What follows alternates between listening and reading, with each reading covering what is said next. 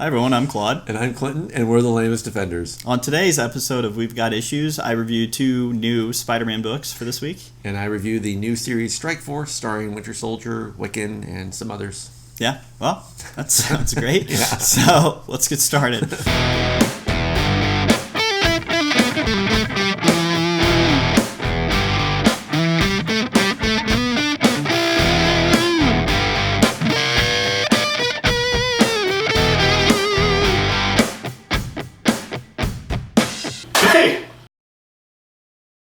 Welcome back, guys. So let's just jump right into this week's comic review. And the first one I had up was, of course, another amazing Spider-Man comic written by Nick Spencer. It is Amazing Spider-Man number 30. Okay. So this is a direct tie-in with the Absolute Carnage event, which has been awesome. Yeah. So it really just starts off with Spider-Man dealing with, I guess, the current repercussions of that event.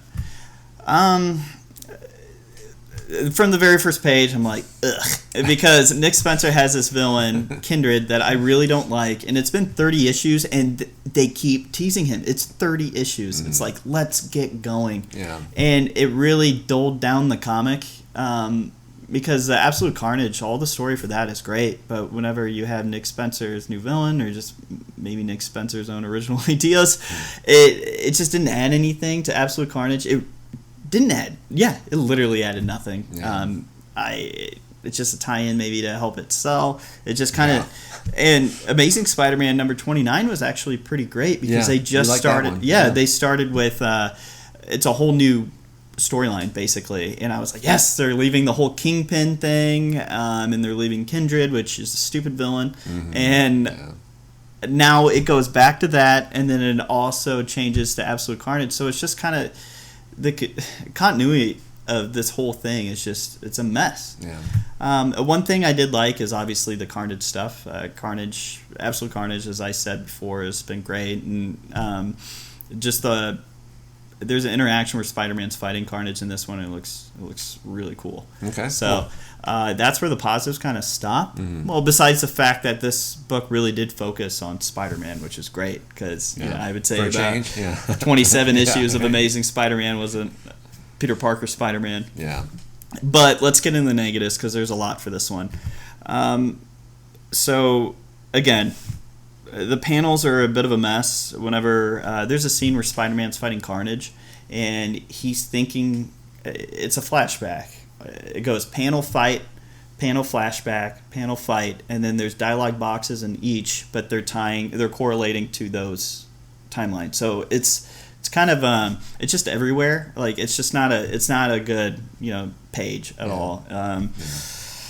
And I would say, I'm not going to say too much because I don't want to spoil Absolute Carnage. You can watch our spoiler review for that about that current storyline. So really, I'm going to keep this short with the worst thing that happened in this comic was, so you have Kindred, who is basically a spooky boy, and he seems to... skeleton? Basically, he has centipedes crawling all over him, and I think they're illusions, and it's just... He finds Norman Osborn, which is obviously, this is a flashback too, because Norman Osborn's in a crazy hospital and after the events of Dan Slott's run. So Kindred is literally just sitting outside Norman Osborn's padded room, and he's just taunting him for like 2 or 3 pages. I'm just like, shut up. Like, it's doing nothing. There was nothing that it added. It's just he's...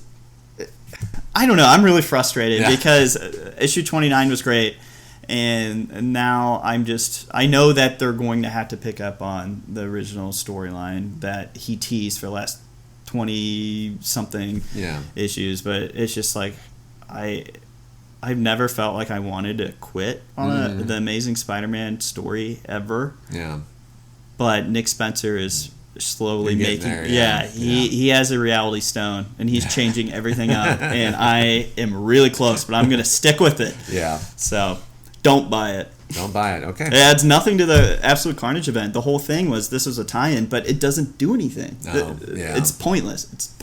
So does it fail as a single issue and as the tie-in? It fails at every level. Okay, fails at every level. So one of the comics I reviewed this week was Strikeforce number 1. It's a brand new series. It stars Blade, Angela, Spectrum, Wiccan, Spider-Woman, and the Winter Soldier. That's a good it's team. Kind of an interesting team. Like they're not like I'm not that familiar with a lot of these characters. Like they're not. You kind of seek some of them out, like Wiccan especially. Yeah. But Blade is making a comeback. He's kind of getting into a lot of things. I think I was expecting more of a Savage Avengers kind of storyline with this. Just more of a fun romp. Yeah. And this had a lot of dialogue. And the dialogue wasn't written particularly well. I felt. It was kind of like, all right, let's just get through this. Come on. All right, I got it. Yeah. Like, it takes place after the events of War of the Realms. Some like demon goblin things from Haken 7-Up land. Yeah. Svartalfheim. Yeah, it shows up there. So that repercussions. So that was kind of cool. Like it ties in with that. But it's just kind of odd. I don't know. I don't know what to think of it. I think it definitely has potential. I maybe with a better writer. Honestly, I feel like there was way too much dialogue for this. Like especially Blade, Angela, and Winter Soldier. Like Winter Soldier was doing that football thing from Avengers Endgame. You know, like because they're waiting in the Avengers compound and because they were arrested. Yeah. And he's like, "Goal!" It's like so. Like, I don't think Bucky Barnes would. No, he's a changed character after everything that's happened to him. He's not that cheeky. Yeah, and I was just kind of shocked by that. I was like, okay, I don't really think he'd do that, but all right. And Angela is definitely she's more of a stoic character, I feel. And Blade, I mean, he says Blade is stoic, he barely talks, and that's kind of the appeal. He's a badass. Yeah, he's awesome. He doesn't need it. So I feel like there's definitely potential here, but it needs to be fixed. Okay. Saying pass then? Yeah, I'm saying pass it. I didn't really care for it. So my next book is Spider-Man Velocity issue number 2. So this takes place literally after the story of the Spider-Man PS4 game. It came out last October. Maybe it was September. Either way, this is just adding on additional story to what was already an awesome story. Yeah, and great game. So the first issue, I was like, okay, cool, because they're teasing basically a ghost or like a villain that can't be seen. In this one, they start to kind of unravel that, and the payoff is not great. It's just like, okay. Yeah. So the coolest thing I thought this entire issue was you do get a little cameo of Quentin Beck, which is also known as Mysterio. But in this one, it doesn't look like he's a special effects guy for Hollywood. He's literally a wacky, like, tarot card reader weirdo. And Mary Jane and Peter Parker go to his, I guess, what would you call that? His parlor? Shack, yeah. So they go there and basically... storage unit where he probably operates out of? So Mary Jane wants a seance, basically, to see if this is some sort of spirit. And this is one of my biggest gripes for this, because this is actually pretty funny. Yeah. So Mary Jane, who is a professional journalist, is telling Peter Parker to act serious and not be, I guess, critical or even...